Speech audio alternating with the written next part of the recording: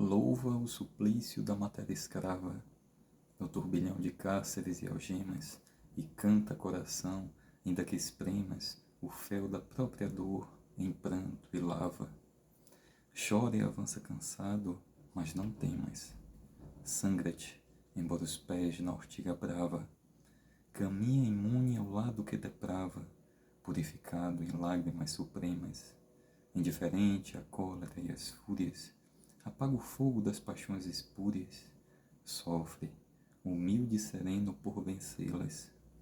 Peregrino de trágico deserto, um dia subirás enfim liberto, gema solar em túnica de estrelas.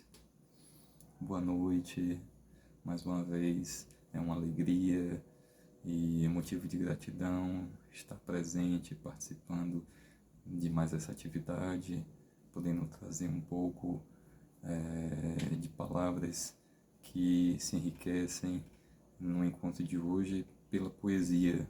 Então a gente começa assim com poesia, saudando a quem está nos assistindo, a quem está presente nesse momento de integração, mesmo que estejamos em uma distância física, mas estamos de corações entrelaçados nesse instante, especialmente por ser uma proposta que envolve uma vivência de natureza espiritual. E para isso não há barreiras, não há fronteiras. Então, nossa saudação, nosso abraço para quem está participando, para quem está assistindo, para os nossos irmãos e irmãs da casa de Tio Armindo. E essa poesia que eu aqui trouxe no início é a poesia psicografada por Chico Xavier, uma psicografia de autoria de Cruz e Souza, um poeta brasileiro considerado, classificado dentro da teoria literária, caracterizado como um poeta simbolista. Ele que viveu em Santa Catarina e sofreu em função de algumas de suas condições, especialmente pelo fato de ser negro, de ter epilepsia, e acabava sofrendo preconceito duplo da época pela questão racial e por uma doença pouco compreendida.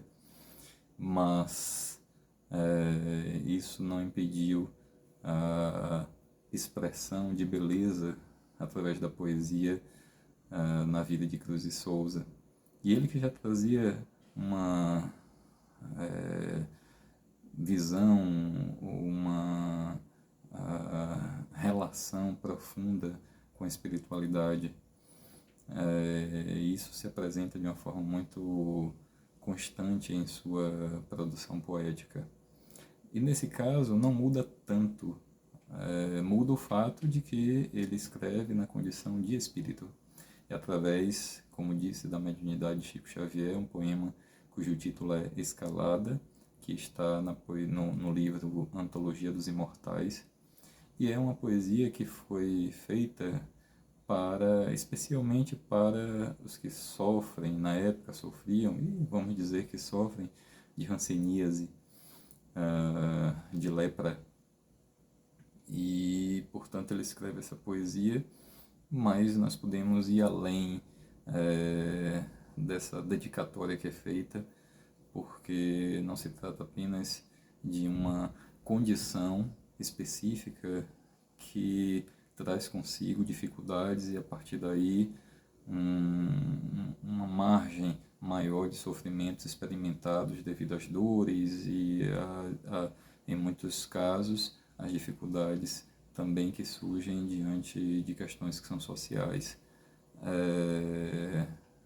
Então nós podemos ir um pouquinho além, não é? E considerar justamente que nessa poesia ele traz não uma fala poética de apologia à dor, mas um canto de esperança, um canto de motivação, mas não uma motivação vazia, é uma motivação que se fundamenta na compreensão da continuidade da vida e na possibilidade, mesmo em meio às dificuldades que se apresentam, a fazer da vida uma experiência mais preenchida de alegria, mais preenchida de bondade, mais preenchida de amor, mais preenchida de esperança. E assim nós vamos seguindo um pouco a nossa conversa sobre poesia e sensibilidade espiritual, e vai ser assim, pontuada, vai ser o tempo todo marcada pela fala aqui de algumas poesias que eu vou trazendo, natural, né? Mas antes de começar a trazer alguns exemplos e falar um pouco mais especificamente sobre essa relação que se dá entre poesia e a sensibilidade espiritual, é interessante pensar um pouco sobre o que é poesia. De um modo geral, as pessoas costumam relacionar a poesia a uma manifestação romântica. Às vezes há uma forma de sentimentalismo que é piegas, embora é claro que isso não seja algo generalizado, mas é muito comum se encontrar uma compreensão assim de que poesia inclusive é algo inútil do ponto de vista de sua aplicação prática. Mas a gente precisa fazer algumas considerações que são importantes em relação ao conceito de poesia. E há um poeta que também foi, além de poeta, ensaísta, tradutor, chegou a ganhar um prêmio Nobel de Literatura e também é um importante autor no campo da teoria literária, da teoria sobre a poesia, é um mexicano chamado Otávio Paz. Ele já desencarnou, né? Já partiu desta vida no final do século XX, eu não me lembro exatamente o ano, mas ele escreveu um livro interessante chamado O Arco e a Lira. E nesse livro ele fala justamente da relação entre poesia e poema. E isso é importante para a nossa conversa de hoje, porque a poesia aí precisa ser, nesse caso, melhor conceituada. E então recorro a esse autor porque ele traz de uma forma muito bonita e também com um conceito que se amolda, né, que se afina com o que nós estamos aqui pensando nessa relação de espiritualidade, entre poesia e sensibilidade espiritual, melhor dizendo. Então ele diz o seguinte: a poesia é conhecimento, salvação, poder, abandono. Oração capaz de transformar o mundo, atividade poética revolucionária por natureza.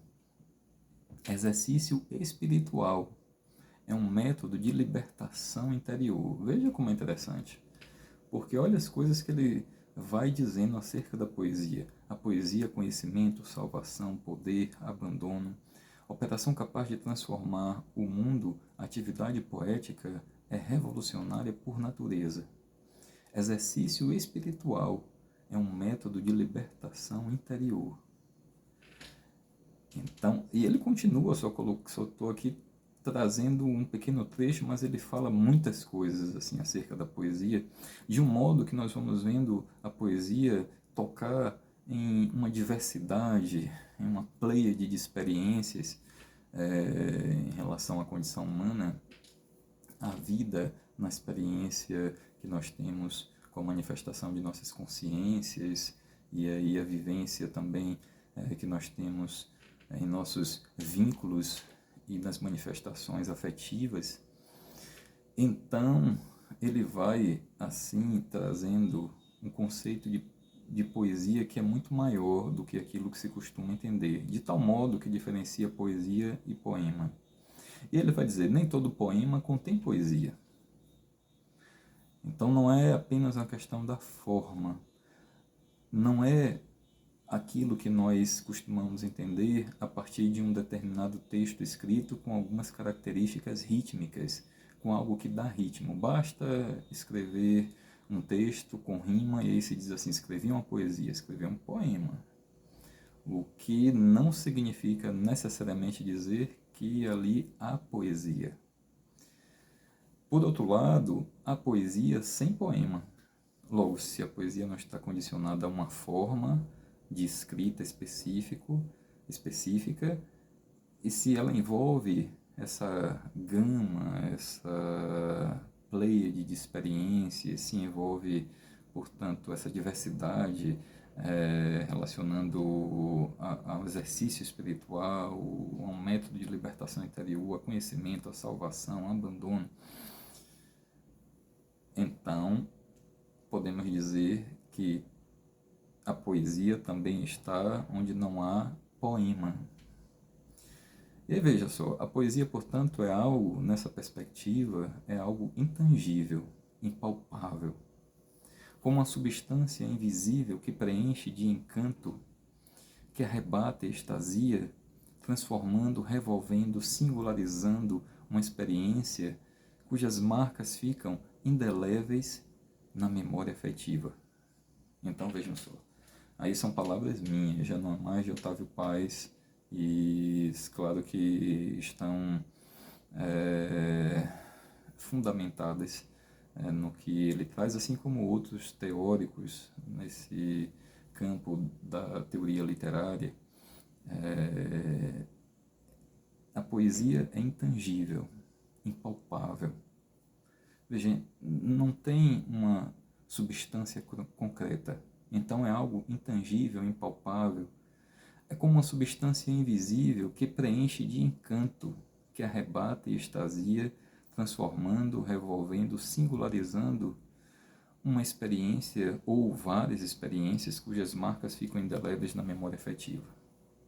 Desse modo, podemos dizer que uma música pode estar preenchida de poesia, uma tela, não é?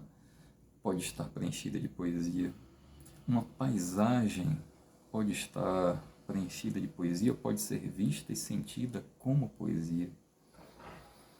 Uma oração pode ser uma vivência cheia de poesia. Então, olha como nós vamos assim ampliando e pensando na poesia como algo que está perpassando uma gama diversificada de experiências que normalmente nos leva a um estado de padecimento que nos arrebata, que singulariza aquele instante, que cria uma sensação que é diferenciada. Portanto, nós estamos assim falando de um conceito de poesia que é muito mais amplo. Por isso ele vai dizer que há poesia sem poema. Então, o poema é uma forma literária, mas o lugar de encontro entre a poesia e é um lugar de encontro entre a poesia e o homem. O poema tem essa possibilidade de dar concretude, assim como as coisas que nós costumamos ver. Só que a diferença é que há uma criação que é feita, né, por meio do uso de palavras. É diferente quando eu vejo uma paisagem e ali eu posso sentir que é a poesia. Quando eu vejo um gesto, quando eu experiencio um gesto de bondade e sinto aquilo como uma forma de encanto que me extasia, que me arrebata, que cria uma situação de padecimento, eu posso, assim, mesmo sem dar nome, ter uma experiência que seja caracterizada como uma experiência poética. Ali a poesia. Mas isso não foi transformado em algo concreto a partir de uma criação própria. Eu não criei. É uma experiência que aconteceu e algo que está por dentro, que não foi expresso em forma de palavras ou através de outros recursos. Então nós ainda não temos, nesse caso, um elemento que possa concretizar uma experiência de natureza poética. E o poema é o que faz isso. Por isso, Otávio Paz, ele vai dizer que o poema é o lugar de encontro entre a poesia e o homem.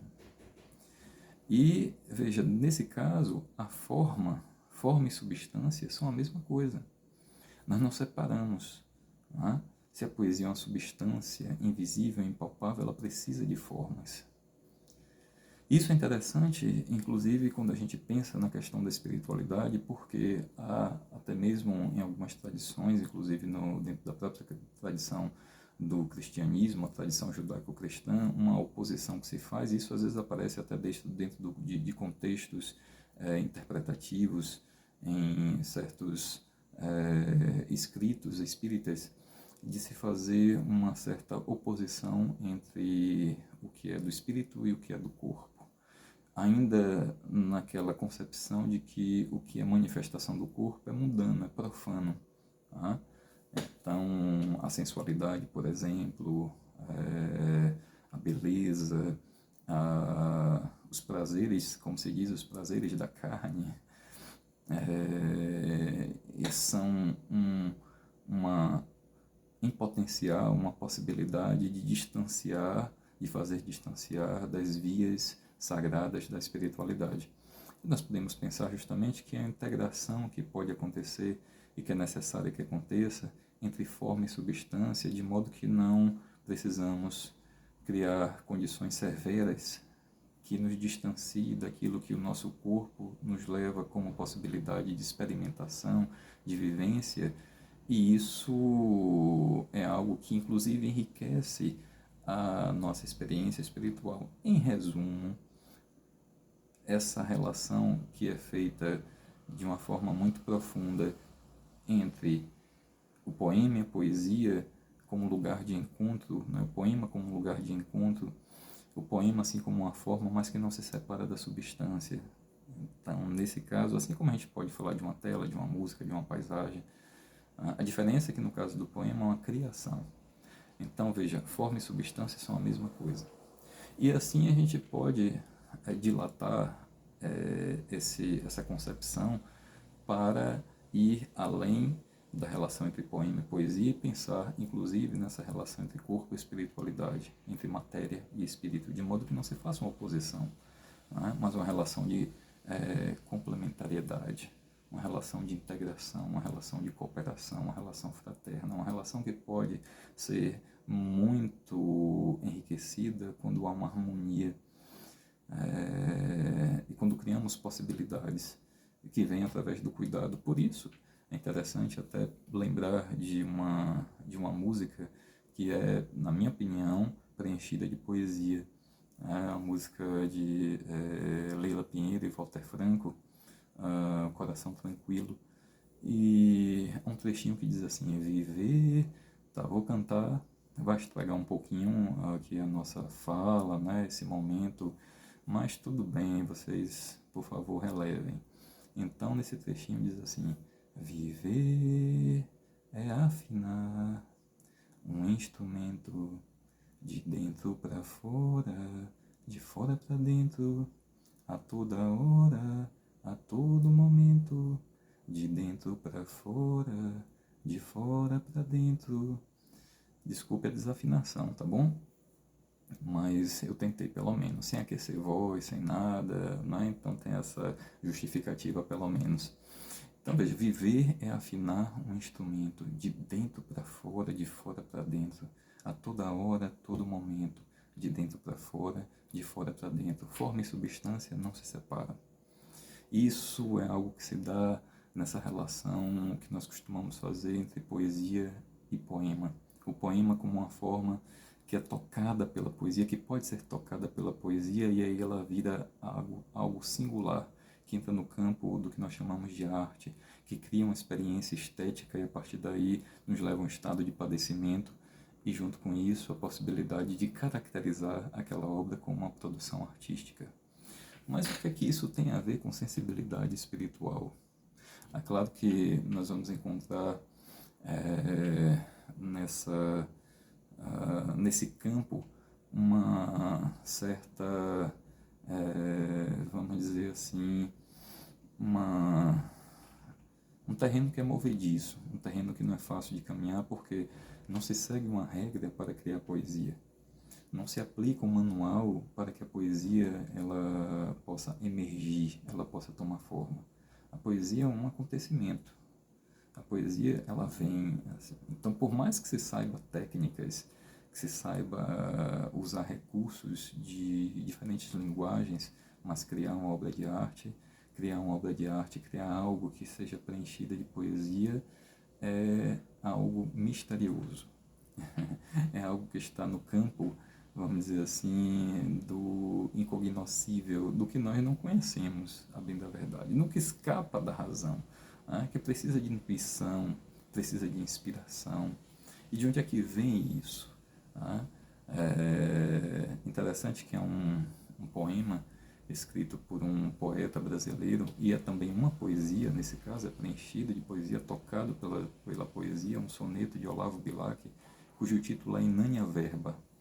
E ele diz assim: ah, quem há de exprimir, alma impotente e escrava, o que a boca não diz e o que a mão não escreve. Arde, sangras, pregado a tua cruz, e em breve olhas desfeito em lodo o que te deslumbrava. O pensamento ferve e é um turbilhão de lava, a forma fria e espessa é um sepulcro de neve, a palavra pesada abafa a ideia leve, que perfume e clarão refugia e voava. Quem um molde achará para a expressão de tudo? Ai, quem há de dizer as ânsias infinitas dos sonhos? E o céu que foge, a mão que se levanta, e a ira muda, e o asco mudo, e o desespero mudo, e as palavras de fé que nunca foram ditas, e as confissões de amor que morreram na garganta, ou que morrem na garganta. Então, veja que há, embora seja uma poesia que é um poema que esteja preenchido de poesia, mas a angústia do poeta é justamente essa dificuldade de dar forma àquilo que é indescritível, aquilo que vem, que nos arrebata, aquilo que faz parte da nossa experiência, que pode acontecer com qualquer pessoa, mesmo que não seja poeta, que está dentro de nossas possibilidades experienciais, está dentro de nossas possibilidades existenciais, né? Que está acessível a partir das vivências que nós vamos colhendo, cultivando e colhendo ao longo do tempo. Então, veja quando ele diz: o pensamento ferve e é um turbilhão de lava, parece um vulcão, não é? Então a substância, mas aí vem a forma, ele diz: a forma fria e espessa é um sepulcro de neve, a palavra pesada abafa a ideia leve, que perfume e clarão refugia e voava. Olha que imagem linda, que imagem bonita, a palavra pesada abafa a ideia leve, que perfume e clarão refugia e voava. Então quando a gente tenta transformar esse sentimento que nos arrebata, esse estado de padecimento, essa vivência poética, já não é mais a mesma coisa. Mesmo que se transforme em uma obra de arte, mesmo que se transforme em um poema belíssimo. E quantas vezes, como ele diz aqui, nós podemos dizer as ânsias infinitas do sonho. E aí vem outra imagem que é belíssima em forma de pergunta: e o céu que foge, a mão que se levanta? A gente vislumbra, mas quer tocar, quer a concretude, quer a substância, mas ele desaparece. Está num campo ainda que é no campo da sensibilidade, mas ao mesmo tempo que não é acessível, não é algo que está à nossa disposição, e que acontece. É claro que pode acontecer na medida em que nós cultivamos, quando há um cultivo, quando há um fazer constante, quando há uma busca às vezes obstinada, sem, é claro, causar perturbações necessariamente, mas quando há um esforço, um interesse que converge para isso, de encontrar poesia nas coisas, de ver a vida com os olhos mais preenchidos de beleza, mesmo diante das situações que sejam tristes, porque essas situações elas podem ser transformadas em poesia como uma forma de contraposição, como uma forma de, como diz Otávio Paz, é como um método de libertação interior. Por isso ele vai dizer que a atividade poética é revolucionária. Isso é muito interessante. E aí Olavo Bilac, ele continua no seu poema, no último terceto, diz: e a ira muda, e o asco mudo, e o desespero mudo, e as palavras de fé que nunca foram ditas. Olha que coisa maravilhosa. As palavras de fé que nunca foram ditas. Então aquela experiência profunda de fé, significativa, que mexe de uma forma tão intensa com nossos corações, com nossas almas, mas nós não conseguimos dar nome a isso. E nem precisa também, necessariamente. Né? Mas gostaríamos até para concretizar aquele instante e fazer dele, inclusive, uma partilha. E ele diz: e as confissões de amor que morrem na garganta? Então, às vezes, há uma ânsia de querer trazer para fora, de dizer.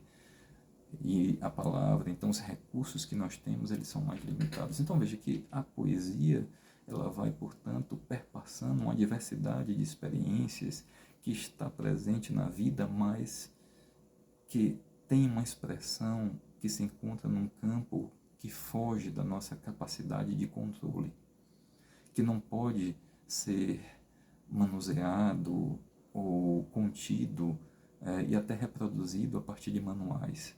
Então nos escapa, escapa da razão. Não basta a razão, é preciso ter uma sensibilidade. Uma sensibilidade que caminha por vias que são misteriosas. Essas vias misteriosas vai nos levando, né, no bordejar a proximidade de fronteiras que são desconhecidas, de fronteiras daquilo que está numa realidade impalpável. E a sensibilidade espiritual também nos leva nessa direção. A sensibilidade espiritual é algo justamente que acontece e que nos coloca diante de experiências que nós não compreendemos muito bem, mas também que causam um estado de padecimento e que nos leva a uma sensação de vivência diante do sagrado. Então eu posso, assim, me sentir em Deus, independente de estar em templo, olhando, por exemplo, um céu estrelado, e ali sentir algo que me move, que me traz, por exemplo, um sentimento de gratidão profunda pela vida. Faz uma gama de sentimentos que eu não consigo expressar, mas que me comovem e, inclusive, me transformam naquele momento. Ali está uma experiência de fé preenchida de poesia, preenchida de beleza. Então, é muito, vamos dizer assim, pertinente e viável pensar nessa relação entre poesia e sensibilidade espiritual, até mesmo porque os poetas vão falando sobre isso, e mais adiante a gente vai trazer aquelas experiências que decorrem justamente de experiências, ou melhor, de uma sensibilidade espiritual caracterizada pela faculdade mediúnica. Mas indo devagar, aí nós vamos, veja só, pensar também que além de estar no campo da inspiração, nesse campo movediço da intuição, do amor, da fé, né, que faz parte de uma dimensão dionisíaca, diferente da Apolínea, do deus Apolo, do deus do sol, como o filósofo Nietzsche ele traz quando fala sobre o nascimento da tragédia. Então há uma expressão cultural que é a Apolínea, então que é centrada na razão, mas há também aquela que é dionisíaca, que é centrada no caos, que ocorre, que se manifesta pelas vias misteriosas da intuição, da fé, daquilo que ainda é incompreensível para a nossa atividade consciente no uso da razão. Nesse caso, nós vamos encontrar poemas que são poesias tocadas pela poesia que se imortalizam, independente da época.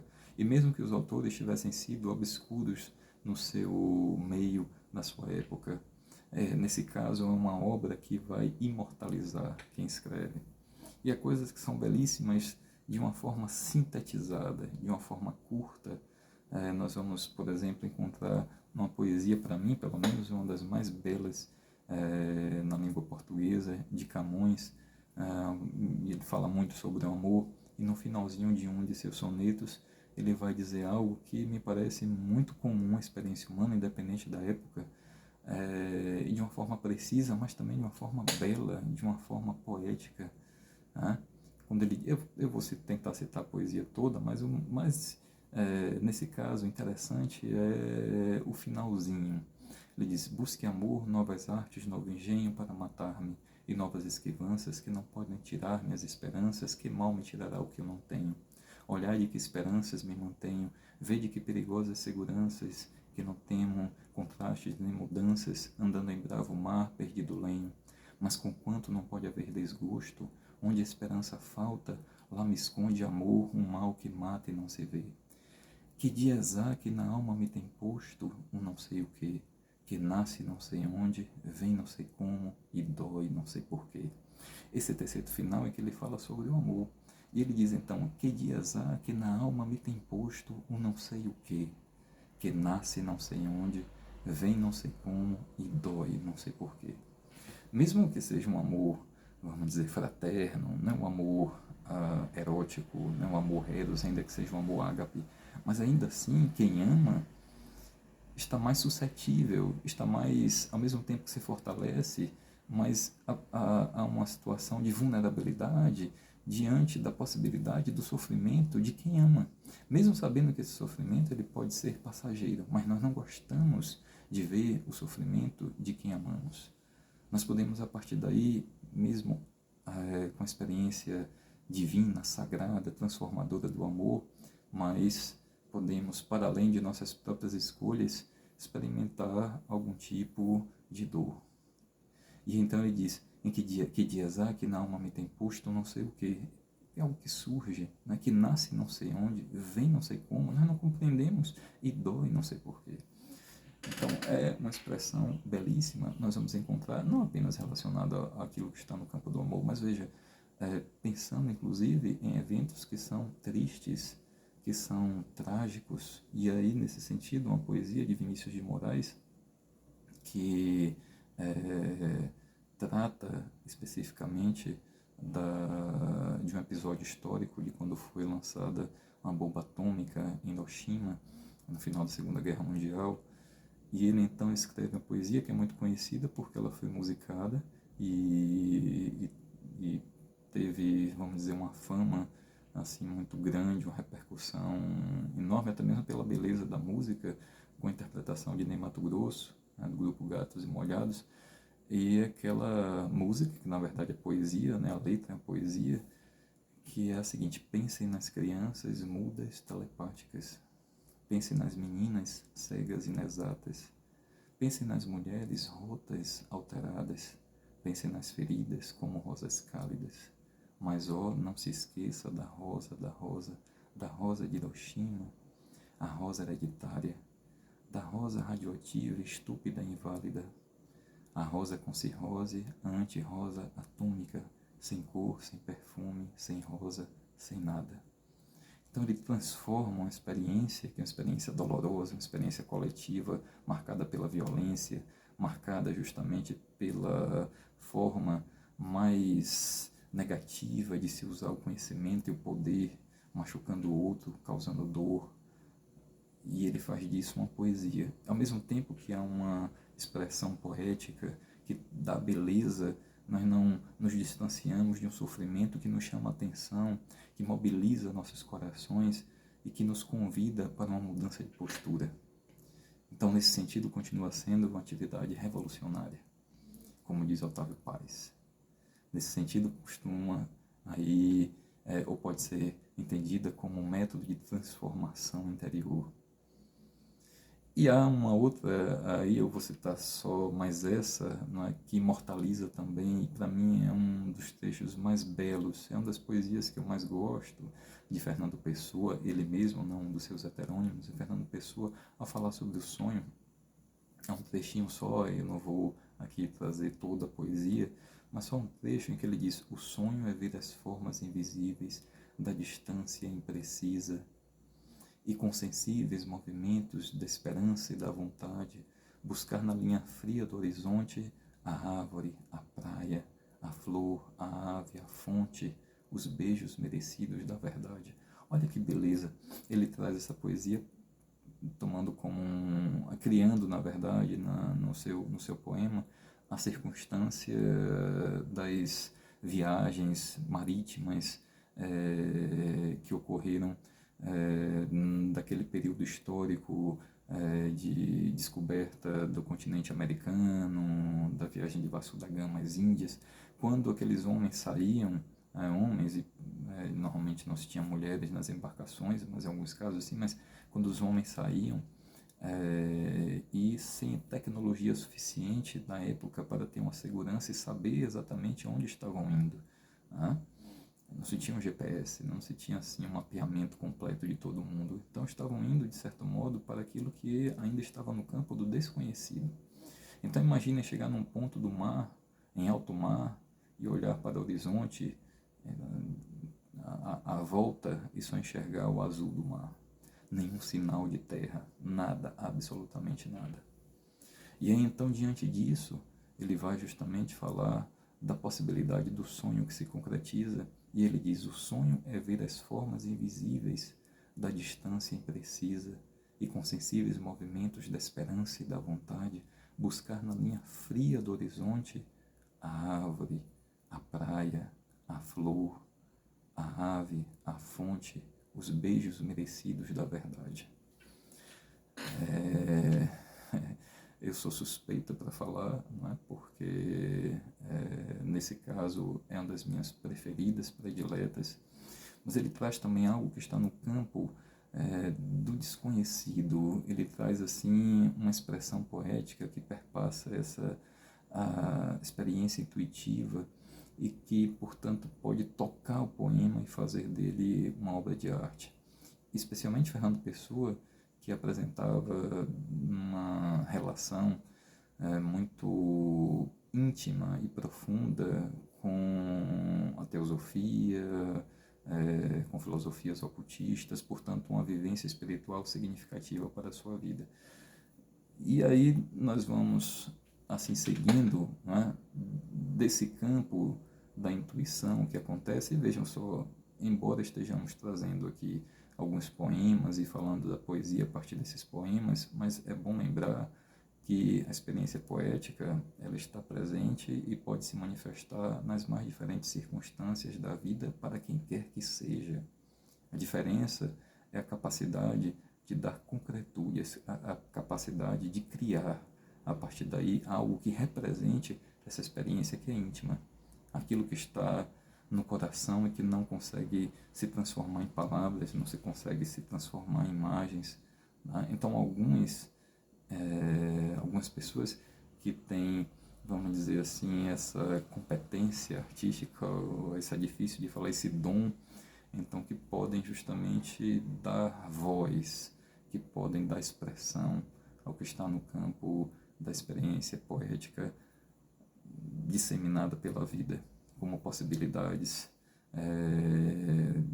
estéticas que nós vivenciamos nos mais diferentes contextos.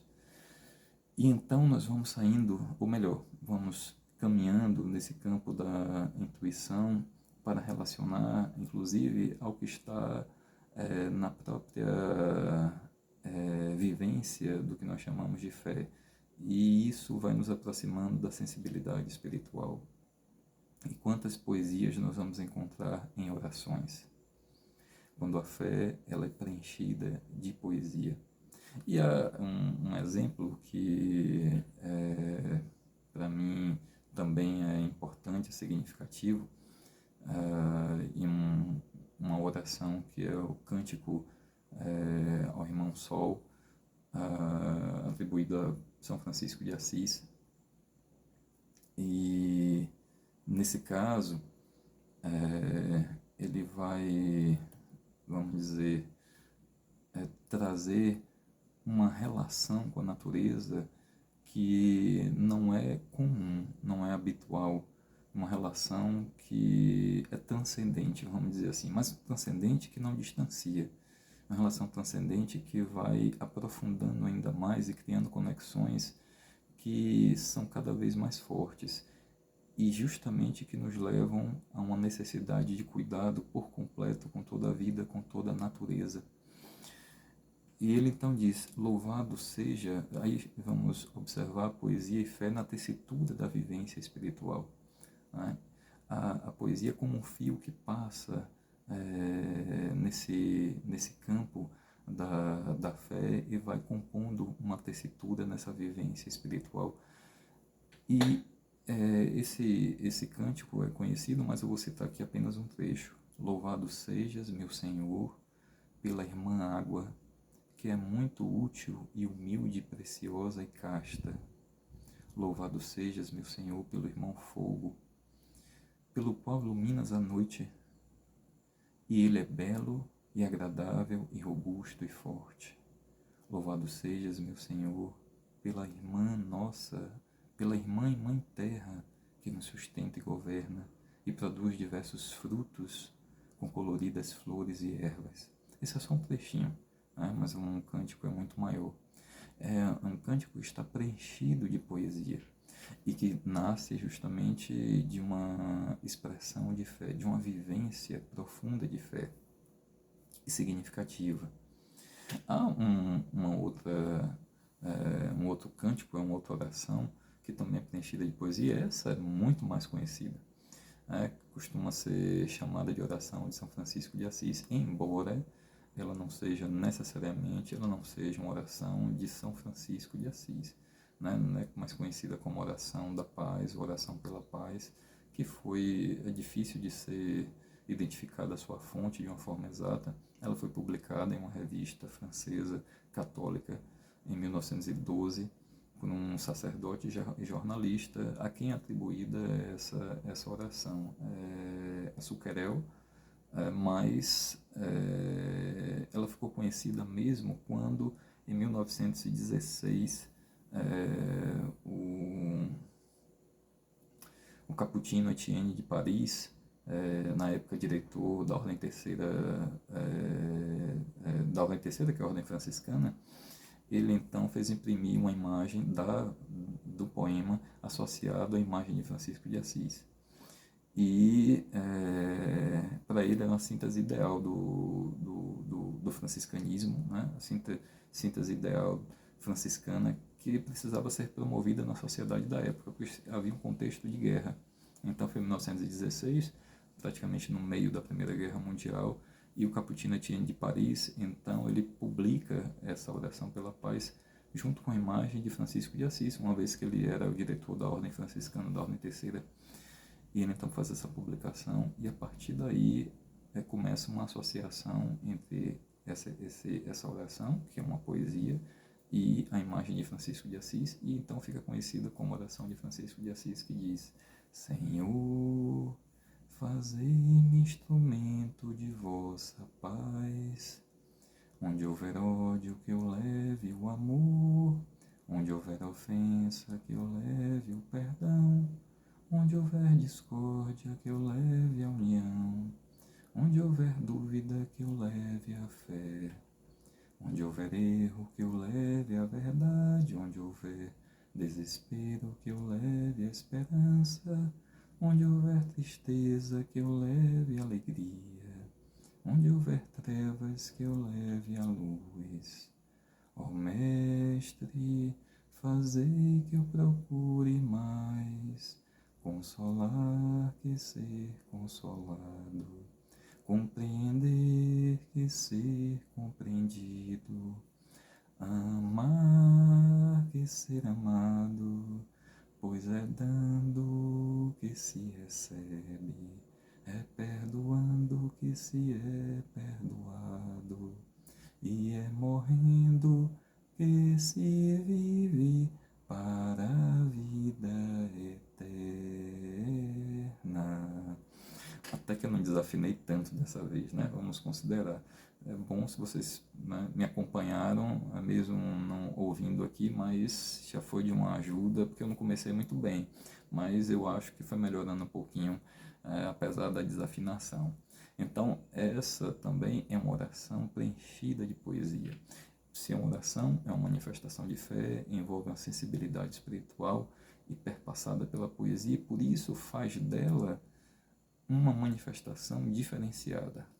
Não é só uma oração qualquer, é uma oração que toca, é uma oração que é uma partilha de fé de uma forma que envolve, que cria um padecimento, que também faz multiplicar estados de fé que nascem no íntimo de cada um, em cada alma. Portanto, não se trata apenas de um texto escrito, mas é uma produção, uma oração que foi tocada pela poesia, que está relacionada, vamos dizer assim, que está envolvida pela experiência de sensibilidade espiritual e faz com que ela seja um produto, uma produção diferenciada. Então, aí nós vamos encontrando justamente a beleza da sensibilidade espiritual quando, em suas manifestações, alcança essa sensibilidade espiritual vivências que são profundas. quando você tem uma sensação de estar em Deus, mesmo que não se fale de Deus, mesmo que não se tenha uma denominação, vamos dizer assim. E isso não é apenas para aqueles que são considerados religiosos, embora tenha mais uma que aí, meu tempo já está curto, mas eu vou precisar falar, né? Que é a primeira epístola aos Coríntios, um trechinho da primeira epístola aos Coríntios de Paulo de Tarso, que é muito conhecida quando ele vai dizer: ainda que eu falasse a língua dos homens e dos anjos e não tivesse amor, seria como um metal que soa, como um sino que tine.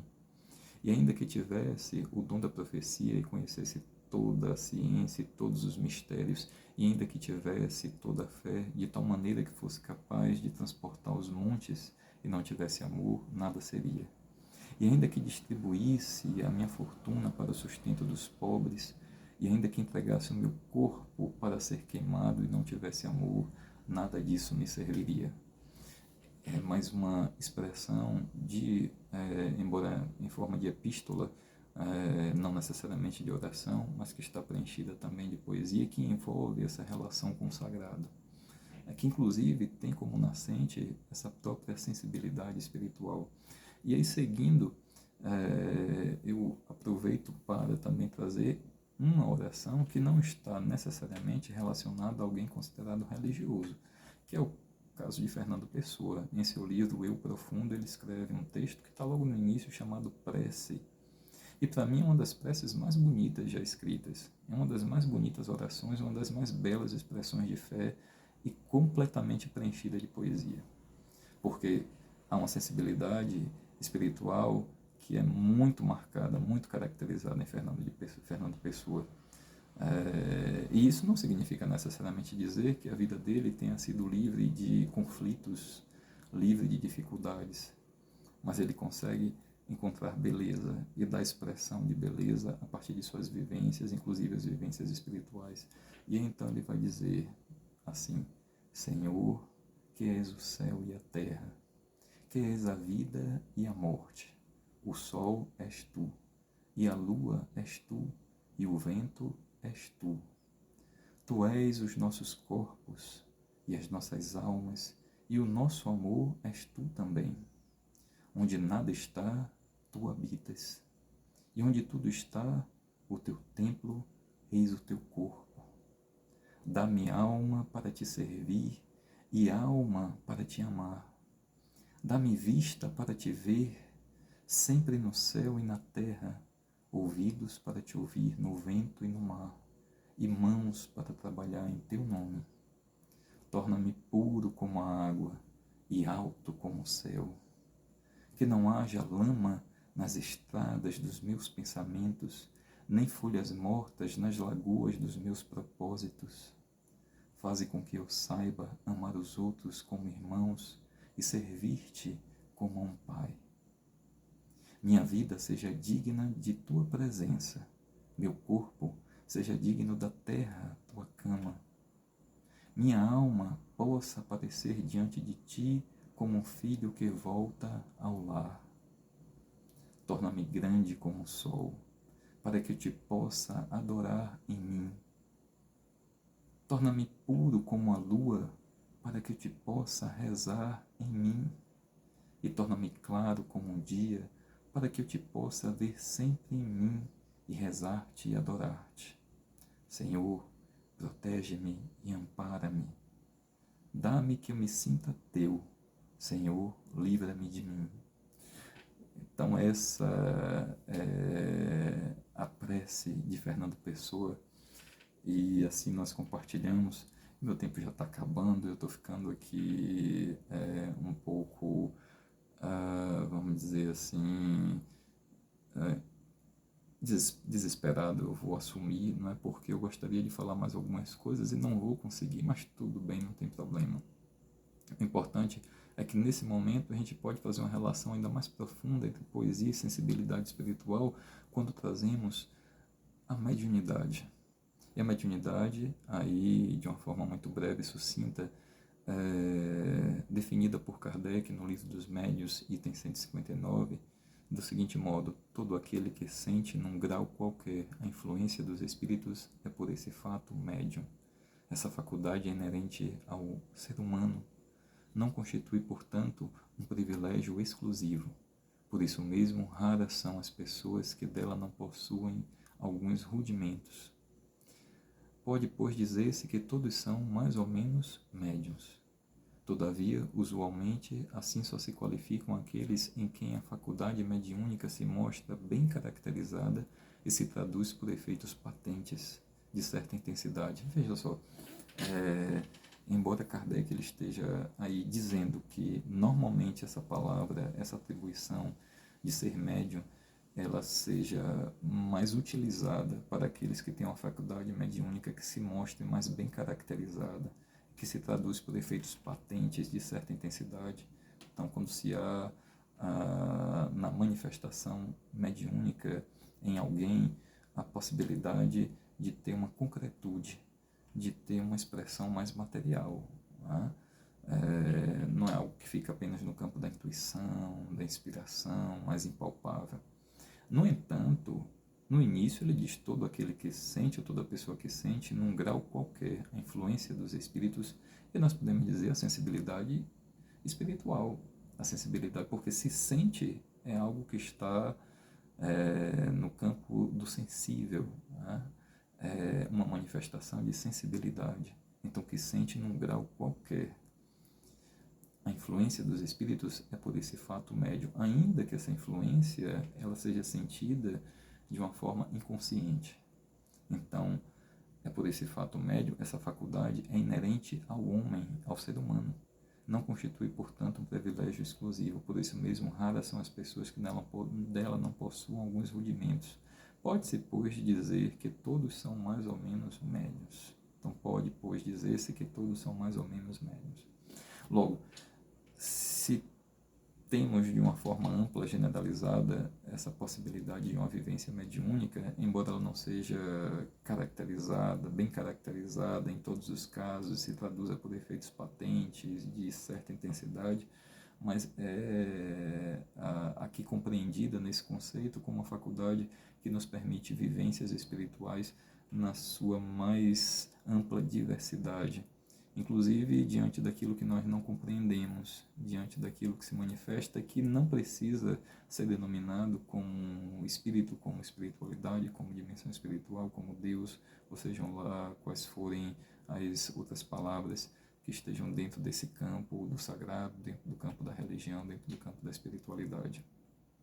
Então, na experiência poética pelas vias da sensibilidade mediúnica, nós vamos ver justamente produções que são significativas e que acabam sendo uma possibilidade, indícios muito fortes, que nos levam a pensar sobre a continuidade da vida e que tocam nossas consciências para justamente a compreensão de que a vida continua, não é apenas uma manifestação de fé que vem por intuição, que nasce do coração, mas também a possibilidade de encontrarmos fatos que nos levam de uma forma mais racional mesmo a pensar e a considerar a continuidade da vida.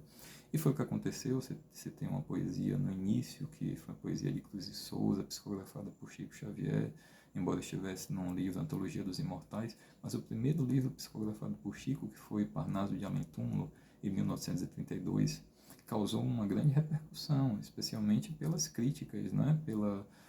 O impacto que essa obra causou diante de intelectuais da Academia Brasileira de Letras, jornalistas e até psiquiatras. Então isso acabou dando um destaque à própria questão da mediunidade, e aí, é claro, centrada na figura de Chico. E em 1955 essa obra foi ampliada, com a inclusão de diversos outros poetas e poesias. Então, como meu tempo já está praticamente estourado, né, já acabou, eu vou citar algumas poesias que são uma expressão da sensibilidade mediúnica e de uma forma muito mais intensa, mais bem caracterizada, com efeitos patentes, nos coloca diante de expressões que entrelaçam a relação entre poesia e sensibilidade espiritual. Em resumo, então, são produções que nos trazem a possibilidade de compreender a sensibilidade espiritual como uma fonte também para a vivência poética e que pode, porventura, se transformar, inclusive, em poemas ou se transformar em expressões concretas que sejam compartilhadas. E, nesse caso, foi o que aconteceu nesse livro Parnaso de Além Túmulo. Eu não vou citar todos os poemas que eu separei, porque não dá tempo, mas eu gostaria apenas de colocar dois que são muito bonitos e que trazem uma perspectiva da vida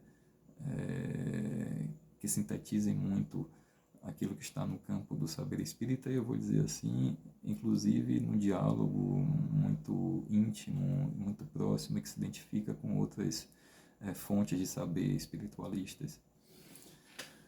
E é um poema de Castro Alves, do poeta baiano Castro Alves, cujo título é Marchemos, que está no Parnaso de Além Túmulo.